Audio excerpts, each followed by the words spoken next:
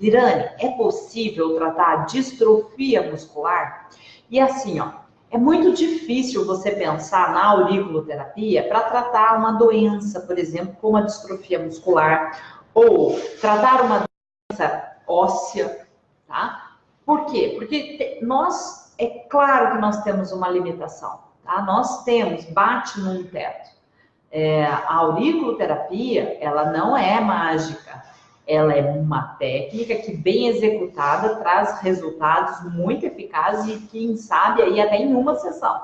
Mas nós precisamos do quê? Nós precisamos saber que nem tudo ela vai tratar. Porém, se eu tenho dúvida, se eu não sei se ela vai tratar ou não, o que eu tenho que pensar? Eu consigo aliviar, por exemplo, os efeitos colaterais dessa doença ou dos medicamentos que esse paciente está tomando? Exemplo, câncer, um paciente oncológico, eu consigo minimizar os efeitos, os danos que está causando no paciente? Eu consigo aliviar um sintoma de enjoo, tontura, queda de cabelo desse paciente? Se sim, por que não usar? Essa é a minha pergunta para você agora. Então, distrofia muscular, eu posso não ter um efeito porque é músculo e eu preciso aí de força e tudo mais. Mas da onde vem essa doença? É assim que eu tenho que pensar. Da onde vem a doença? Quais são os sintomas que o meu paciente está apresentando? Tá? Claro que tem alguns, por exemplo, se eu tenho fraqueza, frouxidão, né? Eu não tenho como atuar. Porém, se eu tenho uma depressão por conta da doença que está me acometendo, se eu estou sem disposição, se eu estou desanimado, todos esses fatores, claro que me afetam diretamente. Se o meu intestino, por exemplo, não está funcionando como deveria, se eu não estou me alimentando. Então, são detalhes, gente, que às vezes a gente não está aqui, ó, com os olhos abertos para identificar.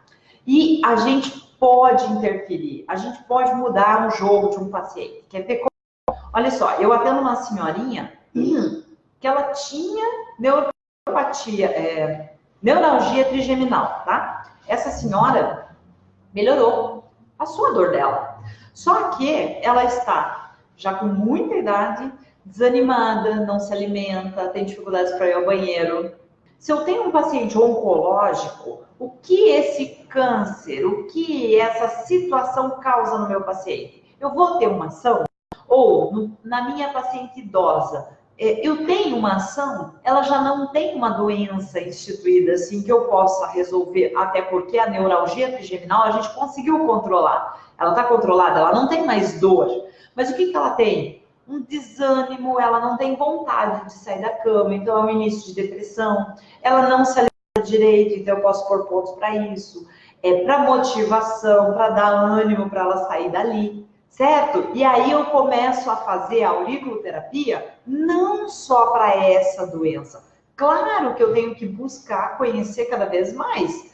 Só que, por exemplo, há um tempo atrás, a gente jamais via que a auriculoterapia possa atuar de forma eficaz, por exemplo, num paciente sindrômico. E tem uma aluna nossa, que é a Heloísa, ela conseguiu atuar numa criança sindrômica, que os médicos ficaram impressionados com a resposta. Então, isso é muito variável. A auriculoterapia, o que a gente percebe é que tem pouco estudo ainda sobre situações. Nós temos pouquíssimos estudos sobre como ela age, sobre como ela age, a gente sabe, mas como ela age num paciente sindrômico. Como ela age, por exemplo, num paciente que está ali acamado. Então, claro que a gente vai apostar. Eu vou afirmar que ela vai resolver? Não, porque tem muitas variáveis envolvidas. Então, mas eu vou levar qualidade de vida.